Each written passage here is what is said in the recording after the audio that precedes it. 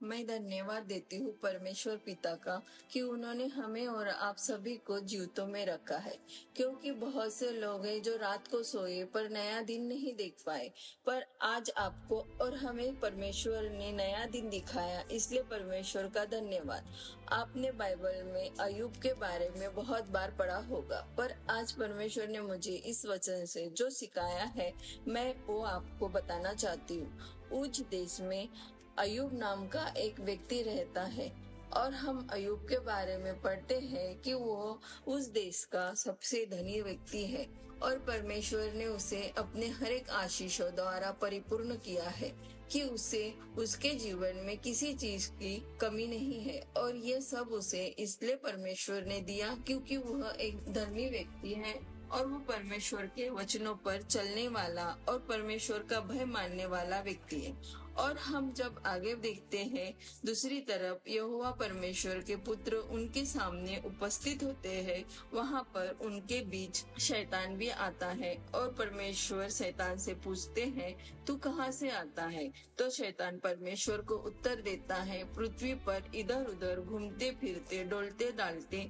आया हूँ। जब हम इस वचन को देखते हैं तो हम ये देखते हैं कि शैतान भी परमेश्वर के सामने उपस्थित हो सकता है और हम सोचते हैं कि शैतान परमेश्वर के सम्मुख कैसे जा सकता है। पर इस वचन के द्वारा हम समझ सकते हैं कि शैतान परमेश्वर के सम्मुख उपस्थित हो सकता है और हमें शैतान को कभी तुच्छ नहीं जानना है। इसके बाद हम देखते हैं यहोवा परमेश्वर शैतान से पूछता है, क्या तूने मेरे दास अय्यूब को देखा है? उसके तुल्य खरा और सीधा और मेरा भय मानने वाला और बुराई से दूर रहने वाला मनुष्य और कोई नहीं है। जब हम इस वचन को पढ़ते हैं कि अय्यूब इतना धर्मी है कि परमेश्वर भी उसके धर्मी होने की गवाही दे रहे हैं, इस पर शैतान परमेश्वर से कहता है, क्या अय्यूब परमेश्वर का भय बिना लाभ के मानता है? क्या तूने उसकी और उसके घर के चारों ओर जो कुछ उसका है उसके चारों ओर बाड़ा नहीं बांधा? तूने तो उसके काम पर आशीष दी है, उसकी संपत्ति देश भर में फैल गई है, परंतु अब अपना हाथ बढ़ाकर जो कुछ उसका है उसे छू, तब वो तेरे मुंह पर तेरी निंदा करेगा। उसके बाद हम पढ़ते हैं, परमेश्वर अय्यूब को शैतान के हाथ में दे देते हैं और अय्यूब के जीवन में बहुत सारी विपत्तियां आती है। और हम पढ़ते हैं कि इतनी सारी विपत्तियां आने के बावजूद भी अय्यूब ने न तो पाप किया और न तो मूर्खता से परमेश्वर पर दोष लगाया। प्रियो, अय्यूब की जगह अगर हम होते तो हम क्या करते? हमारे जीवन में सब कुछ होने के बावजूद भी अगर हमें कोई छोटी चीज नहीं मिलती तो हम परमेश्वर को दोष लगाते। पर यह समझना बहुत जरूरी है कि परमेश्वर हर एक चीज भलाई के लिए उत्पन्न करते हैं और हमें परमेश्वर पर आंखें बंद करके विश्वास करना जरूरी है। तभी हम परमेश्वर के काम को अपने जीवन में देखने पाएंगे। और इसके बाद हम पढ़ते हैं कि अय्यूब के जीवन में दूसरी विपत्तियां आती है, जिससे अय्यूब के सिर की चोटी से लेकर पांव के तलवे तक बड़े बड़े फोड़ों से वो पीड़ित हो जाता है। यह सब देखकर उसकी पत्नी तक ने उसे ठुकरा दिया और उसे कहने लगी कि परमेश्वर पर दोष लगा और मर जा।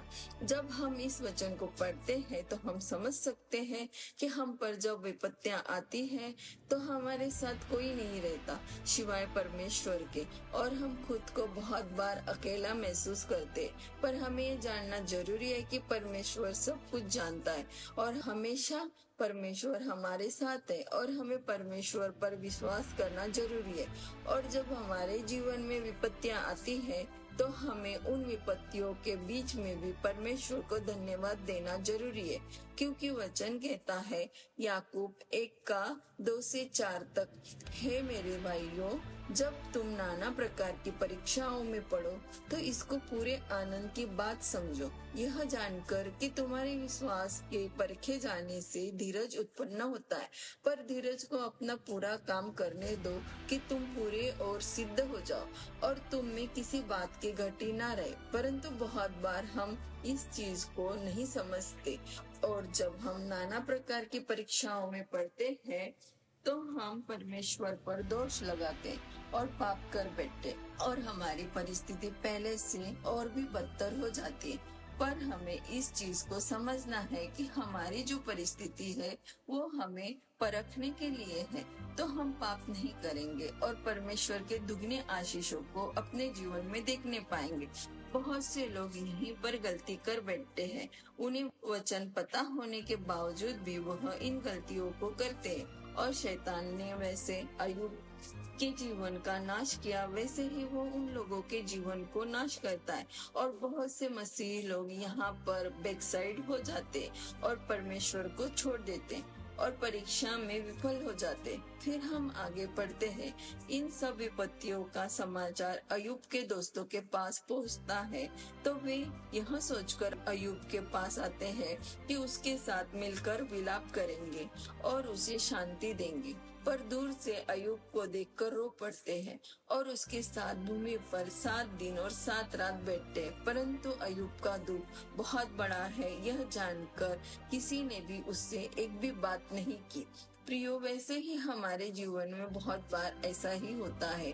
हम लोगों से एक्सपेक्ट करते हैं कि लोग हमें सहानुभूति दें, हमें समझे, हमसे बात करें और हम चाहते हैं कि वे हमारा दर्द बांटे।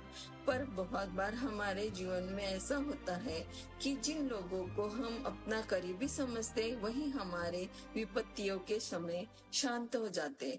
पर परमेश्वर यह सब चीजों को अलाउ करता है कि हम समझ पाए कि हमारा भरोसा किसी मनुष्य पर नहीं, सिर्फ और सिर्फ परमेश्वर पर होना जरूरी है। फिर हम आगे पढ़ते हैं। अय्यूब अपने जन्म दिवस को कोसने लगता है। प्रियो, आप मुझे एक बात बताइए कि अय्यूब की परिस्थिति जब अच्छी थी तो उसने अपने जन्मदिन को कभी कोसा होगा? मुझे तो नहीं लगता उसने ऐसा कभी किया होगा। ऐसे ही बहुत से लोग अपने जीवन में करते हैं। जब सब कुछ अच्छा रहता है तो हम खुश रहते हैं, जब हमारी परिस्थिति बिगड़ जाती है तो हम रोने लगते हैं और दोष लगाने लगते हैं, काश हम पैदा ही न होते। और कभी कभी अपने माता पिता को भी कोसने लगते हैं कि आपने हमें क्यों पैदा किया, और अपने साथ साथ अपने माता पिता को भी दुखी कर बैठते। पर हमें जानना जरूरी है कि जो भी मनुष्य संसार में आया है उसको परमेश्वर ने एक उद्देश्य के साथ भेजा है और इन सारी विपत्तियों के द्वारा परमेश्वर उसे उस बड़े उद्देश्य के लिए तैयार करता है। और जब तक हम इन परीक्षाओं में सफल नहीं होंगे तब तक उस उद्देश्य को पूरा नहीं कर पाएंगे। और जब हम आगे पढ़ते हैं अय्यूब 3 का 25वां वचन, जो इस अध्याय का महत्वपूर्ण वचन है, जिसमें अय्यूब कहता है कि जिस डरावनी बात से मैं डरता हूँ वही मुझ पर आ पड़ती है और जिस बात से मैं भय खाता हूँ वही मुझ पर आ जाती है। और हम बाइबल में पढ़ते हैं तो परमेश्वर ने हमें 365 बार कहा है कि डरो मत। और हम जब देखते हैं कि एक साल में 365 दिन होते हैं, इसका मतलब परमेश्वर हमें हर दिन कहता है कि डरो मत। और ये वचन परमेश्वर का आदेश है जो हमें मानना ही है। जैसे कि अय्यूब कहता है कि जो चीज से वो डरा वो चीज उसके साथ हुई। अगर हम भी डरेंगे तो जिस चीज से हम डरते हैं वे चीज हमारे साथ जरूर होगी। इसलिए प्रियो, हमें अपने जीवन में डरना नहीं है और हमें परमेश्वर पर भरोसा रखना बहुत जरूरी है। अगर हमारा भरोसा परमेश्वर पर है तो हम कभी नहीं डरेंगे। और जब हम यशाया 41 का 10वां वचन पढ़ते हैं तो उसमें लिखा है कि मत डर, क्योंकि मैं तेरे संग हूँ, इधर उधर मत ताक, क्योंकि मैं तेरा परमेश्वर हूँ। मैं तुझे दृढ़ करूंगा और तेरी सहायता करूंगा और अपने धर्म में दाहिने हाथ से मैं तुझे संभाले रहूंगा। जब हम इस वचन को पढ़ते हैं तो हम देखते हैं कि परमेश्वर ने हमसे वादा किया है कि वो हमेशा हमारे साथ रहेंगे। और जब परमेश्वर हमारे साथ है तो हमारे विरुद्ध कौन जा सकता है, और फिर हमें किसी से डरने की क्या आवश्यकता है। फिर हम जब आगे पढ़ते हैं, अय्यूब का दोस्त कहता है कि सुन, तूने बहुतों को शिक्षा दी है और निर्बल लोगों को बलवंत किया है, गिरते हुए को तूने अपनी बातों से संभाल लिया और लड़खड़ाते हुए लोगों को तूने बलवंत किया। परंतु अब विपत्ति तो तुझी पर आ पड़ी है और तू निराश हुआ जाता है।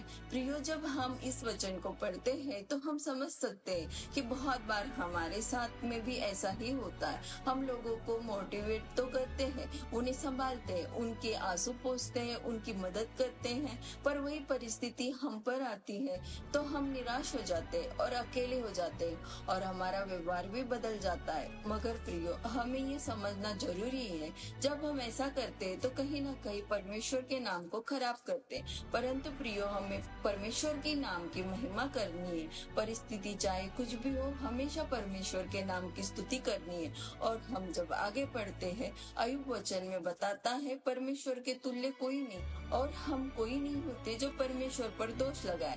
हम बहुत से लोगों को देखते हैं कि उन पर जरा सी विपत्ति क्या आती है, वे सीधा उठकर परमेश्वर पर दोष लगाते।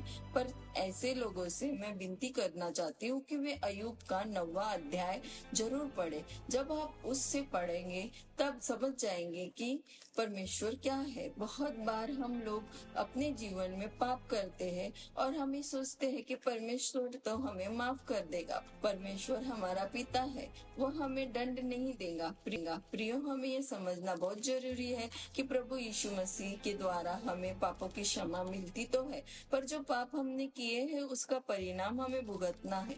और वचन कहता है गलातियों 6 में का 18वां वचन, क्योंकि जो अपने शरीर के लिए बोता है वह शरीर के द्वारा विनाश की कटनी काटेगा, और जो आत्मा के लिए बोता है वो आत्मा के द्वारा अनंत जीवन की कटनी काटेगा। और प्रियो, हमें यह समझना ही बहुत जरूरी है कि हमें परमेश्वर की जरूरत है, परमेश्वर को हमारी जरूरत नहीं है। अगर हम चाहते हैं कि परमेश्वर के आशीषों को हमारे जीवन में देखना, तो परमेश्वर की आज्ञा को मानना जरूरी है। अगर हम पाप करते रहेंगे, परमेश्वर को कोसते रहेंगे और सोचेंगे कि हम बहुत आयत से भरा जीवन जिएंगे, तो प्रियो, ये हमारी बहुत बड़ी गलतफहमी है। इमेजिन कीजिए, अगर आपके 2 पुत्र हैं और एक पुत्र अपने जीवन में मनमानी करता है, उसे जो लगता है वो वही करता है, अय्याशी करता है और मौज मस्ती करता है और आपकी कोई भी बात नहीं सुनता। आप कहते हैं उसके बिल्कुल विपरीत करता है। और दूसरी तरफ आपका दूसरा पुत्र आपकी हर एक बात सुनता है, आप जो कहते हैं वही करता है और बुराई से घृणा करता है। तो आप मुझे बताइए, आप दोनों में से किसे सुधारना चाहोगे? आप प्यार तो दोनों से करते हैं, आप अपने बच्चों से नफरत नहीं कर सकते। वैसे ही परमेश्वर भी अपने बच्चों से नफरत नहीं कर सकते, इसीलिए वो चाहते हैं कि हम सुधरे। पर हम जब नहीं सुधरते तो परमेश्वर विपत्तियों के द्वारा हमें सुधारता है, क्योंकि मरकुस 2 का 17वां वचन, उसमें यीशु मसीह कहते हैं कि भले चंगों को वेद की आवश्यकता नहीं, परंतु बीमारों को है। मैं धर्मियों को नहीं परंतु पापियों को बुलाने आया हूँ। प्रियो, आज के लिए इतना ही, क्योंकि ये वीडियो पहले ही बहुत बड़ा हो चुका है और भी आगे बहुत कुछ बचा है जो हम अपने अगले वीडियो में बताएंगे। अगर आपको ये वीडियो अच्छा लगा है तो इसे कमेंट करके बताइए और लाइक, शेयर और सब्सक्राइब कीजिए और बेल आइकन को दबाइए, ताकि जब हम इसका दूसरा पार्ट अपलोड करें तो आप सबको पता चल जाए। धन्यवाद। परमेश्वर आप सबको लाख गुना आशीषित करे। आमीन।